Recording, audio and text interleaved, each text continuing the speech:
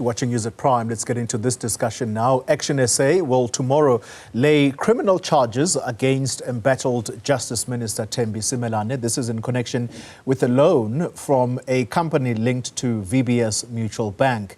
It's now being claimed that the agreement was backdated after being signed, contradicting her explanation. The depositors lost nearly 2 billion rand worth of savings, with a number of high-profile politicians allegedly linked to the collapse. ActionSA Chief Whip in Parliament is Athol Trollip. He joins us now from Cape Town. Mr. Trollip, good evening to you, and thank you for your time. Let's quickly get to grips with why you feel it necessary to lay criminal charges against Minister Simelane. Paulie, first of all, thanks very much for having me on your show. Secondly, I wrote to the Public Protector on the 26th of August to ask her to institute an independent investigation into this matter. The story broke on the 26th of August in the Daily Maverick. And as the leader of ActionSA in Parliament, I believe that every step should be taken to make sure that the Minister of Justice is beyond reproach. So that is the first step I took. And then I wrote to the President to inform the President that I had done that. I wrote to the Speaker to ask her to provide me with the Minister's declarations from the 6th Parliament and the 7th Parliament. I still haven't had a positive response from the Speaker. And the President confirmed while he was away in China that he needed time and space to consider this matter. Yeah. The Public Protector only responded to me 3 or 4 days after her deadline, 10-day deadline that she gave me to respond. And when she did respond, she called for a meeting with me to ask me, why had I only dealt with this matter 6 years after it took place, and that there was a 2-year prescription period, etc. And my answer was simple. I'm a member of Parliament. I'm a new member of a new political party in Parliament. I have a responsibility to do, and this matter came to my attention on the 26th of August. I had a meeting then with representatives for her office, and they then asked me what ethical codes did I believe the minister to have contravened. Yeah. I said, that's not my job, that's your job to investigate. So I've given up now on the Public Protector. I informed them week before last that if they didn't want to investigate, I would lay criminal charges. I've asked one of my colleagues, who is a member of Parliament from Limpopo, to go and lay criminal charges in Polokwane.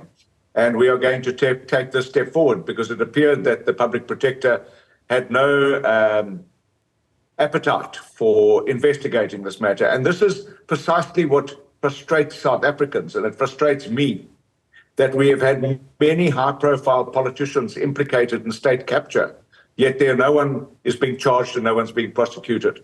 So we're now going to take this to the SAPS and believe that the SAPS must now investigate this matter. Yeah. You raising the Public Protector question, perhaps let's deal with it quickly then.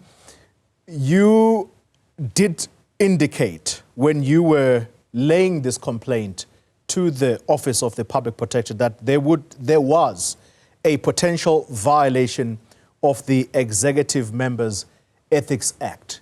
But based on this conversation you are relaying now, are you suggesting to us that the Public Protector has made it clear that she is not going to investigate this unless and until you prove that there could be a violation of the Executive Members Ethics Act? Well, look, Tolly, I wrote to her on the 26th of August. It's now the end of September.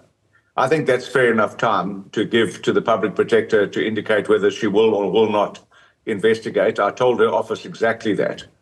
But now there's new evidence that's come to the fore, as you said in your introduction, that there's allegations that this contract, this loan agreement that no one has seen yet, the minister didn't bring it to the interview process with the with the justice portfolio in Parliament.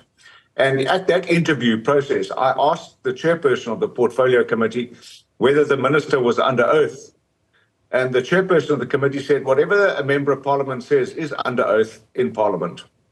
So, we haven't seen a contract, and now there are allegations that this contract has been backdated or retrospectively drawn up. That is definitely an ethical violation.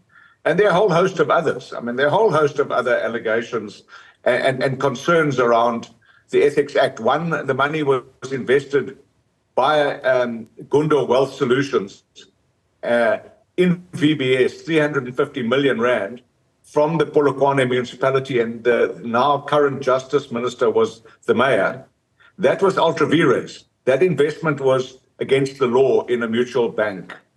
Secondly, no sooner had the commission started flowing to the third-party investor, the minister then took out a loan. That is fishy, and it needs investigation, and nobody's investigating it. And now we hear that this so-called contract that she had was written in the present and the future and in the past.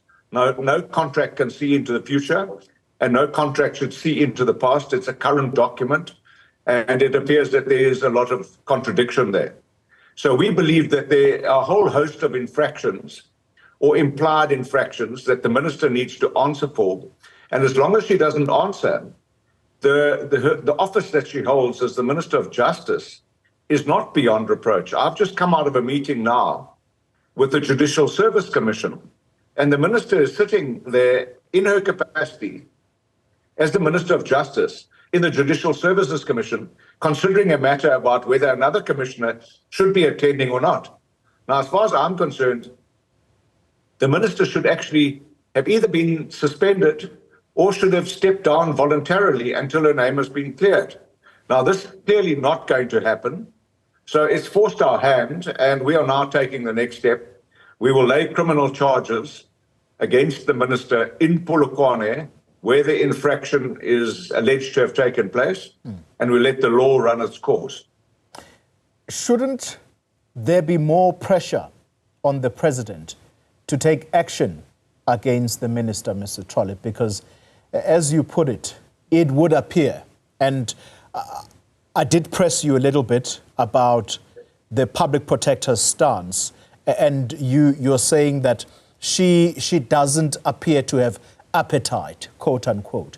Isn't the person to go to, therefore, right now, and perhaps put more pressure, apply pressure, is the president, given that the minister serves at the pleasure of the president? Well, Polly, I couldn't agree with you more, but I wrote to the president on the 26th of August and told him exactly what steps I'm taking. And that is when the president made a response while he was in China that he needed time and space to deal with this. Now, he's been back from China for a number of weeks. I believe that's enough time and space. And our president has also shown that he doesn't really have a strong appetite either for dealing with any matters related to corruption by members in his own cabinet. We saw that in the 6th Parliament, and unfortunately, we're seeing it again in the 7th Parliament. So I don't know if I can rely on the president to finally find his appetite to deal with this. So I'm now going to force the president's hand by laying criminal charges against one of his ministers. And then the president must decide whether he thinks it's prudent to have a minister of justice serving in that position who has criminal charges being brought against her. Mr. Trollip, you are a political man and you understand politics. That's simply what I'm saying here. I'm going to ask you about the JSC meeting in a moment, because that's something that we can't let go, given the recent developments there, today specifically. But you are saying the president doesn't seem to have appetite to deal with what appears to be very strong allegations of corruption against his Minister of Justice. The same ActionSA is working with the ANC in Johannesburg. In Tshwane, the potential is that ActionSA is going to be cooperating with the ANC there. Do you see a contradiction there? Absolutely not. In Johannesburg, we cooperate with the ANC, not in a formal coalition. We are simply cooperating with them, and we hold positions in the legislature of oversight and control of the legislature in the form of having a speaker and having chairpersons of oversight committees. You know, in the new development in South Africa, we've got a government of national unity stroke grand coalition where you've got 10 political parties working with the ANC. That's what the voters have left South African political parties with the choice of, because nobody has an outright majority, and that was the choice of the voters. Now political parties have got to decide, how do we put South Africa first, and how do we make South Africa work, and who will we work with to make South Africa work? And those are the choices that are faced by political parties. Now, you know, eternal enemies are now in government. We're not in government. In Parliament, we're in opposition, perfectly placed, I believe, between the ANC and its coalition partners and the so-called progressive stroke regressive caucus of MK and EFF and others. And we are the largest party that's not in either of those groups. And I think it's a really important, pivotal position to be in. And that doesn't mean that we're going to kowtow to anybody or anything. We believe in this matter with the Minister of Justice that the President must do something and the ANC must do something about their deployed member who is the Minister of Justice. They must fix this matter. I suppose you are asking us to pretend that going into this election, it wasn't ActionSA's stated position that you wanted the ANC out of power. But look, we are now going back into something. No, not at all. Not at all. We're going.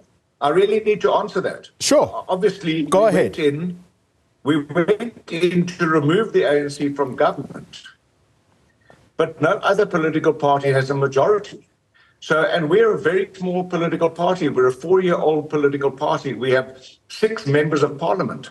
There are members of parties that have been in parliament for 30 years that don't have 6 members. So we're small, we're not insignificant. And we certainly didn't compete in the election to support the ANC. We're not here to support the ANC. We're here to support a government that can go forward and fix South Africa and make South Africa work. And we made a commitment that we will be a critical opposition, but we will also be a constructive opposition. It's a position I'm very proud of, and it's a position that I plan to fulfill. Okay, all right. I'll accept that at national, you may be small, but at municipal level, you definitely have power there, because otherwise Tshwane would not have happened. But we need to move on. The JSC meeting that you've just come from, I had an interview with Mzwane Lemanyi just a short while ago, and they are demanding, I think is the right word to use, they're demanding that the JSC meeting scheduled for Monday be postponed in order to allow for the situation around Dr. John Trollip to be resolved in the courts first. What is the position within the JSC? First of all, Goli, I'm not mandated to speak on behalf of the JSC. It's my first meeting that I've attended of the JSC.